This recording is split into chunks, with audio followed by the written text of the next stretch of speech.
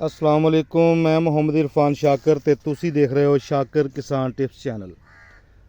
अज किनों ते वीडियो बन जा रही है बारिशां दा जिहड़ा समा जा रहा, बहुत सारी जगह ते शदीद बारिशां हुईयां, सैलाबी सूरत हाल पैदा हो गई ते जिन्हां इलाकों में किन्नू की फार्मिंग हो रही है, किन्नू के बागात ने, उन्हां दी इसलाह वास्ते ये वीडियो बनाने जा रहा। मैनू उम्मीद है कि तुहानू मेरी जिन्नी भी दित्तियां हुई इन्फॉर्मेशनां पसंद आउणगियां ते जिहड़े इहदे विच मैं ट्रिक और टिप्स तुहानू दिना उन्हां ते तुसीं अमल करके अपने बाग नू बेहतर तो बेहतर रख सकदे हो। वीडियो शुरू करन तो पहलों सारियां दोस्तां अगे रिक्वेस्ट हुंदी है कि मेरा चैनल शाकर किसान टिप्स चैनल हमेशा तुहाडे लई नित नई वीडियो लैके आंदा है, जिहदे बागात सब्जियात और फसलात के उत्ते इन्फॉर्मेशनां हुंदियां ते नवे आने वाले दोस्त इनू सबसक्राइब कीता करो ते सब पहले तो साथ जुड़े साडे दोस्त जिहड़े आ इनू अगे दोस्तां ग्रुपां शेयर किया करो ताकि सारियां दोस्तां दा फ़ायदा हो सके। वीडियो शुरू करते हैं कि बारिशी समा जिहड़ा है कि बहुत ज़्यादा वरसिया, सैलाबी सूरत हाल भी हो गई, लेकिन असी अपने किन्नू दे बाग दी केयर करदियां होयां किहड़े इकदामात उठावांगे, किहड़ियां गल्लां नू अगे रख के असी अपने बाग दी फसल नू बेहतर बनावांगे, वो गल्लां अज मैं तुहाडे नाल सांझियां करना चाह रहा। सब तो पहली गल यह है कि बहुत ज़्यादा बारिश हो जाती है, इन्नी बारिश हो जाती है कि तुहाडी जिहड़ी पैली है उहदे विच पानी बेशुमार खड़ा हो जाता है। तो फिर असी की करना है कि सब तो पहलों असी अपनी पैली दे विचों खेतां दे विचों पानी दे निकास का इंतज़ाम करना है। साडे खेतां दे विच जिन्हां विच बाग लगे ने उन्हां विच ज़्यादा देर तक पानी खड़ा नहीं रहना चाहिए। अगर ज़्यादा देर तक पानी खड़ा रहे तो इन्हां दियां जड़ां नू ब्रेक होने का डर वा, जड़ां विच बहुत ज़्यादा रोग पैदा हो जाणगे, फंगल इफेक्ट आ जाणगे, जिहदा करके साडे पौधे पीले पै जाणगे, हत्ता कि मर जाणगे।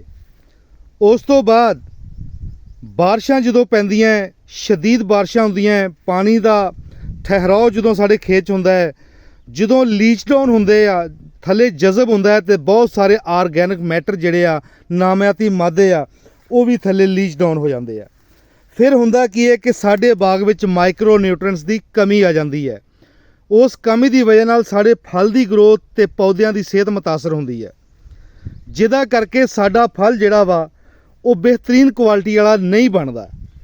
ते असी इहदे विच जिहड़े इकदामात उठाने ने, सब तो पहलों तो असी देखना कि साडे खेतां दे विच पानी जिहड़ा वो ना ठहरे। उस तो बाद बारिशी समा थम जाए, सानू अगर वक्फा मिल जाए 4 तो 5 दिन का, तो फिर फौरन इहदियां असी जिहड़ियां कमियां वो पूरियां करनियां है। सब तो पहलों तो इहदे विच असी वैदर फ्लैक्चुएशन, मौसमी तब्दीली के जिहड़े असारात ने उन्हां नू खत्म करने वास्ते NPK प्लस अमाइनो एसिड का स्प्रे करांगे ताकि साडे पौधे जिहड़े खोई हुई ताकत नू बहार रखन ते साडा फल जिहड़ा वा वो सेहतमंद रहे ते पौधा तंदुरुस्त रहे। पिछली वीडियो विच भी मैं ये गल कीती सी, उदों गर्मी के समय तो बाद पहली बारिश हुई सी, तो फ्लैक्चुएशन उन्होंने भी कहा जाता है। जो शदीद गर्मी पवे तो मुड़ के बारिशी सिलसिला शुरू हो जाए तो असी उस फ्लैक्चुएशन विच भी यही इकदामात बनावांगे।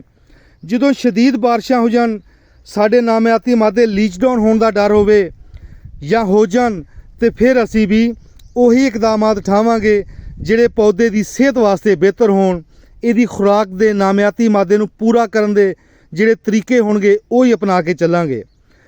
उस तो बाद अगर तुहाडा रकबा इजाज़त देवे, हल्की जी आबपाशी अगर कर लो, तो फिर इहदे विच तुसी फास्फोरस प्लस सल्फर की एप्लीकेशन करके इहदियां जड़ां दे जरिए खुराक नू अपडेट करवा सकते हो।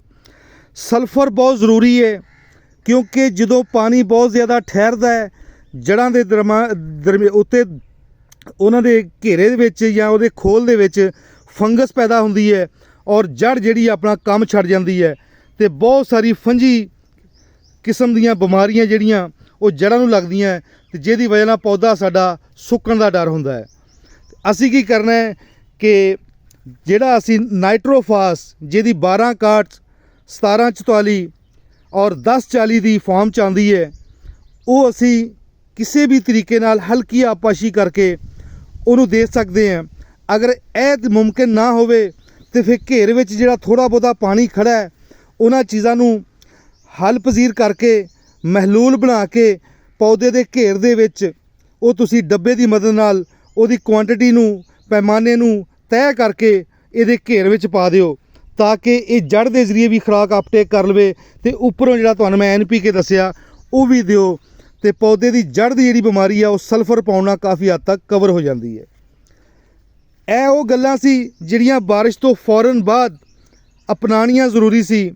ਹੁਣ ਮਸਲਾ ਆਉਂਦਾ ਹੈ ਕਿ ਬਹੁਤ ਸਾਰੇ ਦੋਸਤ ਜਿਹੜੇ ਇਹ ਕਹਿੰਦੇ ਨੇ ਕਿ ਜਦੋਂ ਅਸੀਂ ਸਲਫਰ 12 ਕਾਟ 1044 ਇਹ ਲਾਂ ਖਾਦਾਂ ਵਾਲੇ ਕੋਲ ਜਾ ਕੇ ਲੈਂਦੇ ਹਾਂ, ਉਹ ਕਹਿੰਦੇ ਸਾਡੇ ਕੋਲ ਨਹੀਂ ਹੈਗੀ, ਸਾਡੇ ਕੋਲ DAP ਹੈ, ਸਾਡੇ ਕੋਲ ਐਂਗਰੋ ਜ਼ਰਖੇਜ਼ ਹੈ ਜਾਂ ਬਹੁਤ ਸਾਰੀਆਂ ਖੁਰਾਕਾਂ ਆਪਣੇ ਕੋਲੋਂ ਦੱਸ ਦਿੰਦੇ ਨੇ, ਉਹ ਮਹਿੰਗੀਆਂ ਵੀ ਹੁੰਦੀਆਂ ਨੇ। ਅਤੇ ਵੀਰ ਮੇਰੇ ਉਹਦਾ ਹੱਲ ਵੀ ਸਾਡੇ ਕੋਲ ਹੈਗਾ। ਤੁਸੀਂ ਸਾਡੇ ਨਾਲ ਰਾਬਤਾ ਕਰੋ, ਵੀਡੀਓ 'ਤੇ ਨੰਬਰ ਚੱਲ ਰਿਹਾ ਹੋਏਗਾ, ਤੁਸੀਂ ਉਸ ਨੰਬਰ 'ਤੇ ਰਾਬਤਾ ਕਰਕੇ WhatsApp ਸਾਨੂੰ ਕਰਕੇ ਇਹਦੀ ਮਾਲੂਮਾਤ ਲੈ ਸਕਦੇ ਹੋ। ਅਗਰ ਤੁਹਾਨੂੰ ਅਵੇਲੇਬਲ ਨਾ ਮਿਲੇ ਤਾਂ ਫਿਰ ਅਸੀਂ ਤੁਹਾਨੂੰ ਫਰਾਹਮ ਕਰ ਸਕਦੇ ਹਾਂ। ਇਸੇ ਲਈ ਅਸੀਂ ਕਹਿੰਦੇ ਹਾਂ ਕਿ ਜਿਹੜੇ ਕੰਪਨੀਆਂ ਨੇ ਇਹਨਾਂ ਕੋਲ ਪ੍ਰੋਡਕਟ ਤਾਂ ਹੁੰਦੇ ਨੇ ਲੇਕਿਨ ਮਹਿੰਗੇ ਬਹੁਤ ਦਿੰਦੇ ਨੇ, ਕਿਉਂਕਿ ਇਹਨਾਂ ਨੇ ਆਪਣੇ ਵਿੱਚ ਲਵਾਜ਼ਮਾਤ ਜ਼ਰੂਰ ਸ਼ਾਮਲ ਕਰਨੇ ਹੁੰਦੇ ਆ, ਜਿਹਦੇ ਵਿੱਚ ਸੇਲਮੈਨ ਹੋ ਗਿਆ, ਸੇਲ ਆਫੀਸਰ ਹੋ ਗਿਆ, FO ਹੋ ਗਿਆ, ਸਾਰੇ ਉਹ ਜਿਹੜੇ ਡੀਲਰ ਵਗੈਰਾ ਹੋ ਗਿਆ, ਉਹ ਸਾਰੇ ਤੁਹਾਡੇ ਉੱਤੇ ਹੀ ਪੈਣੇ ਨੇ ਇਹਨਾਂ ਦੇ ਅਖਰਾਜਾਤ ਜਿਹੜੇ ਆ। ਅਤੇ ਜਦੋਂ ਡਾਇਰੈਕਟ ਅਸੀਂ ਬਲਕ ਦੀ ਕੁਆਂਟੀਟੀ ਵਿੱਚ ਲਵਾਂਗੇ ਤਾਂ ਸਾਡੇ ਕੋਲ ਖਰੀਦਣ ਵਾਲੇ ਕਿਸਾਨ ਭਰਾਵਾਂ ਨੂੰ ਇਹ ਸਾਰੀਆਂ ਚੀਜ਼ਾਂ ਨਹੀਂ ਪੈਣਗੀਆਂ, ਮਾਰਕੀਟ ਨਾਲੋਂ ਕਾਫੀ ਸਸਤੀ ਖਾਦ ਬਣ ਜਾਂਦੀ ਹੈ। ਉਸ ਤੋਂ ਬਾਅਦ ਬਾਰਿਸ਼ੀ ਸਿਲਸਿਲਾ ਜਦੋਂ ਹੁੰਦਾ ਹੈ, ਅਸੀਂ ਇਹ ਖੁਰਾਕ ਵੀ ਦੇਣੀ ਹੈ ਅਤੇ ਫਿਰ ਫੌਰਨ ਪੌਦੇ ਨੇ ਨਵੀਆਂ ਫੋਟਾਂ ਕੱਢਣੀਆਂ। ਇਹਨਾਂ ਨਵੀਆਂ ਫੋਟਾਂ ਦੇ ਆਉਣ ਦੇ ਨਾਲ ਨਾਲ ਦੋ ਚੀਜ਼ਾਂ ਦਾ ਫਿਰ ਅਟੈਕ ਆਏਗਾ, ਜਿਹਦੇ ਵਿੱਚ ਸਭ ਤੋਂ ਪਹਿਲੋਂ ਹੈ ਸਿਟਰਸੇਲਾ ਅਤੇ ਦੂਸਰੇ ਨੰਬਰ 'ਤੇ ਹੈ ਲੀਫ ਮਾਈਨਰ। ਅਸੀਂ ਪੌਦਾ ਬਚਾ ਲਿਆ, ਫੁਟਾਨ ਆ ਗਈ, ਲੇਕਿਨ ਅਗਰ ਇਹ ਦੋ ਬਿਮਾਰੀਆਂ ਆ ਜਾਂਦੀਆਂ ਤੇ ਫਿਰ ਸਾਡਾ ਪੌਦਾ ਮੁਤਾਸਰ ਦਾ ਮੁਤਾਸਰ, ਸਾਡਾ ਪੌਦਾ ਫਿਰ ਕਮਜ਼ੋਰ ਦਾ ਕਮਜ਼ੋਰ। ਇਹਦੇ ਵਾਸਤੇ ਵੀ ਅਸੀਂ ਫੌਰਨ ਪੈਸਟ ਕਾਊਟਿੰਗ ਕਰਨੀ ਹੈ। ਜਦੋਂ ਅਸੀਂ ਖੁਰਾਕਾਂ ਦੇ ਲੈਣੀਆਂ, ਉੱਪਰ NPK ਕਰ ਲੈਣਾ ਅਤੇ ਫਿਰ ਕੋਸ਼ਿਸ਼ ਕਰਨੀ ਹੈ ਕਿ ਸਾਡੀ ਇਸ ਨਵੀਂ ਜਿਹੜੀ ਕੌਂਪਲਾਂ ਨਿਕਲਣਗੀਆਂ, ਇਹ ਨਵੀਂ ਆਉਣ ਵਾਲੀ ਫਟਾਨ ਦੇ ਉੱਤੇ ਕੋਈ ਬਿਮਾਰੀ ਨਾ ਆਵੇ। ਅਤੇ ਬਿਮਾਰੀਆਂ ਦੋ ਹੀ ਆਉਣੀਆਂ ਹੈ, ਜਿਹੜੀ ਸ਼ਦੀਦ ਹਮਲਾ ਕਰਕੇ ਸਾਡੇ ਇਸ ਨੰਨੇ ਮੁੰਨੇ ਪੱਤਿਆਂ ਨੂੰ ਤਬਾਹ ਕਰ ਦਿੰਦੀਆਂ।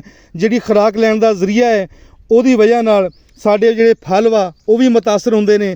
ਫਲ ਦੇ ਉੱਤੇ ਸਿਹਤਮੰਦ ਪੱਤਾ ਹੈ ਅਤੇ ਫਲ ਸਿਹਤਮੰਦ ਹੈ, ਅਗਰ ਪੱਤੇ 'ਤੇ ਬਿਮਾਰੀਆਂ ਹੈ ਤਾਂ ਫਲ ਵੀ ਸਾਡਾ ਬਿਮਾਰ ਹੋ ਜਾਏਗਾ।